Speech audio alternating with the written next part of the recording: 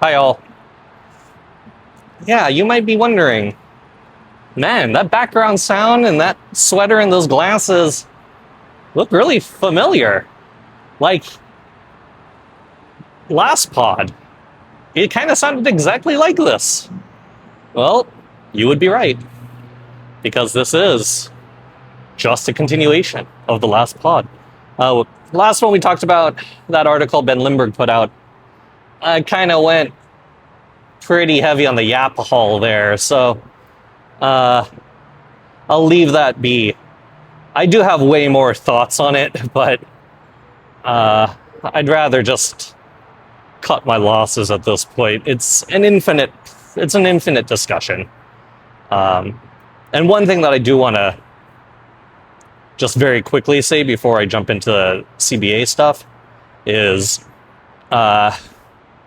when you do invoke things or statements like we should ban something, right? Unless it is truly illegal or harmful, straight up banning things does have consequences of career. And when we say, we should ban something that's being used on field that's getting produced by analytics, well, you're ultimately saying we should stop investing time or resources into that product. And that product might be someone's job, right? And I'm not saying that, defensive positioning solely is someone's job, but it is a large job, a part of our advanced scouting team. And that job is one of several jobs that most likely would be candidates of quote unquote ban, right? You're ultimately going at people who do advanced scouting when you say stuff like we should ban X because it's on the field and the front office shouldn't be on the field. Okay, well, this is the same argument that some ownership groups have said when they've gone anonymously to the media to say stuff like there should be a cap on how many analysts you have. There should be a cap on how much analytics and data spend teams should have. And in my opinion, in a place where analytics, analysts, and that entire industry is being already severely underpaid, and there are major competitive advantages when you invest into better, smarter gameplay through data. And you could look up a very easy read from Louis Paulus on that. I believe he won an award at Sabre for his write-up back in college.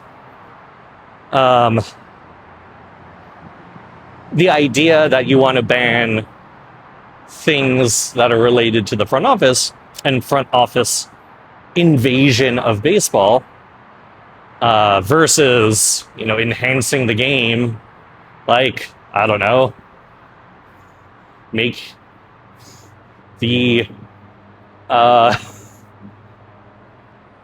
game more watchable. Things like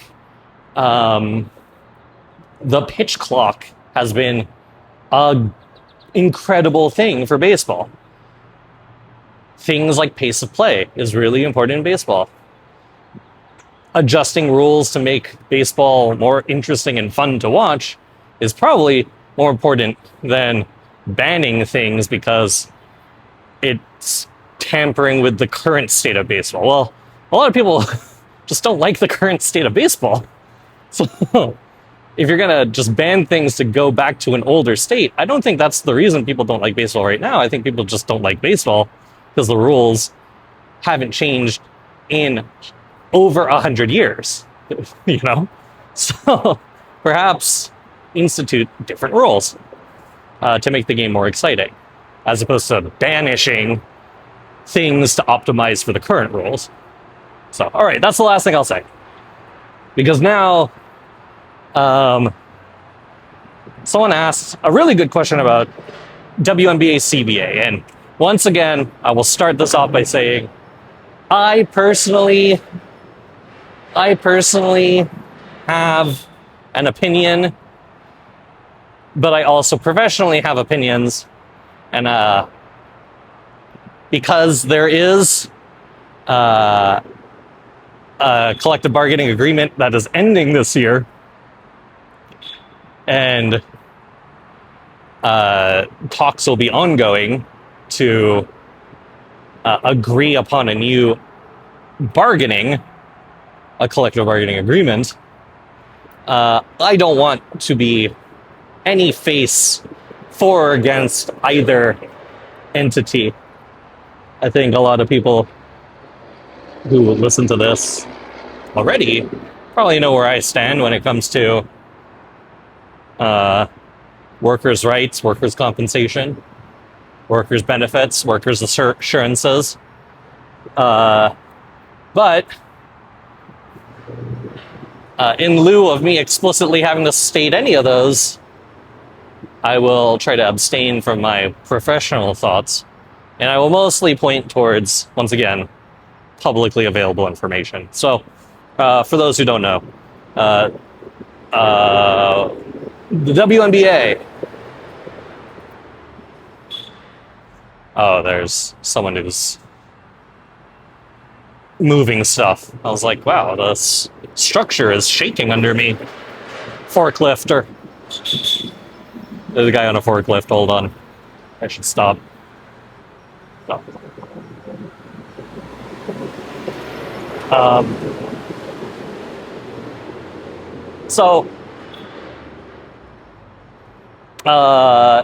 WNBA CBA.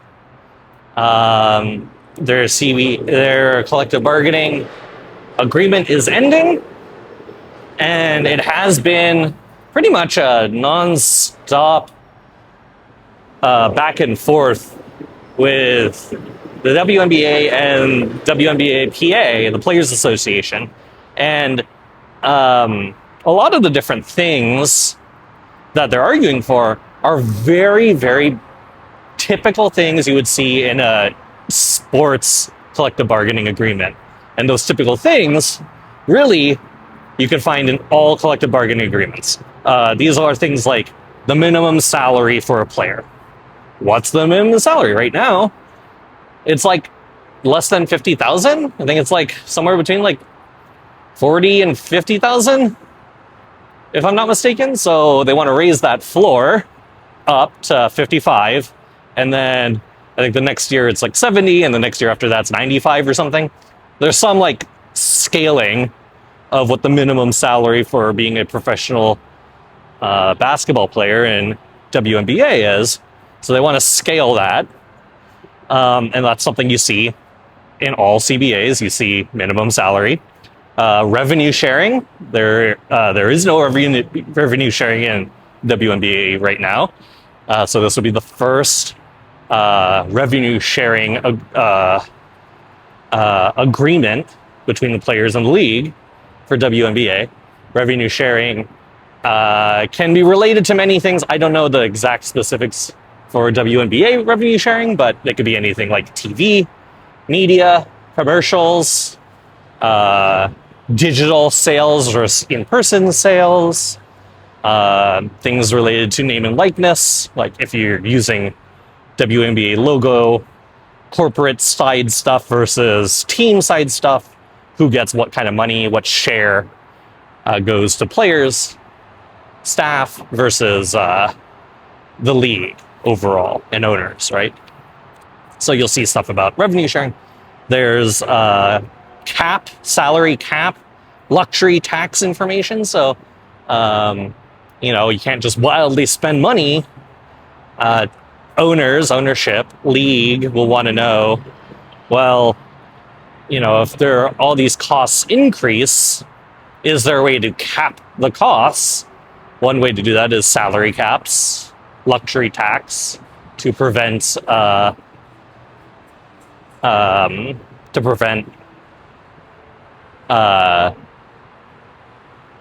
expenditure bloat or drift, in order to keep the spend to something reasonable as an investment for ownership in the league. You have roster size. This is always a big issue. How many people are on a roster? What's the minimum requirements for a roster? What are the maximum requirements for a roster? And also, the last one being something related to free agency or the draft. So when a player isn't on a team, but still eligible to be a part of a team as a free agent, or if there were someone who's entering the WNBA draft in this case, how much money are they getting? Are there any assurances for these types of players, etc.? So a lot of it is related to salary. I mean, most of the time, as you could think, in any worker versus ownership situation, you're going to be talking about how much people are getting paid. It's no different than just any other contract dispute, workers walkouts, lockouts, ownership lockouts. Compensation is always the number one thing that people are asking about. So in this case, how much do players get paid? What's the maximum that they should be getting paid? What are some of the minimums that they should be getting paid? So all of that's important. Now, the wrinkle in WNBA that's different than other sports is the women's health side of things. So on top of all of these things that you would typically see in a CBA, which are vastly men's sports, WNBA, which is one of the fastest growing sports, let alone being an all-women sport, also wants assurances for women's health. So things like no trade when a player is pregnant. I think that's fair. Things like maternity leave. Like, that's a big issue. You know? So there are aspects of women's health that also need to be agreed upon. And, you know, unlike some other women professional leagues, like women's hockey, they have a professional league in America. I believe it's the PHL. PWHL, I believe. Then you also have women's soccer, the National Women's Soccer League in America, very popular. And I'm unsure what those CBAs are, but I would reckon that both those leagues are also a lot younger than the WNBA, which is a league that's been around for over 30 years now. So, or maybe it's in its 30th year. I'm not too sure. But, I mean, it's been around definitely since the 90s. So, so you do have, you know, one, a longevity of the sport, a staying power. But two, like, given the consistency and success of the league, and now a larger growth of league popularity, especially with some of the players who are in the league right now, with Caitlin Clark, Angela Reese, Paige Buchner. So you have these like really big Cam Brink. Can't forget Cam Brink, y'all. You have these really gigantic names who have their own marketing and staying power and won't be, you know, out in the lurch if negotiations or free agency doesn't pan out for any of these players, because their deals outside are so large. But these are also the players advocating for better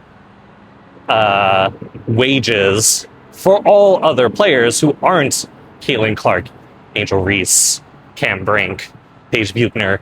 Like, if you aren't one of these gigantic names, then you need to be protected too, right?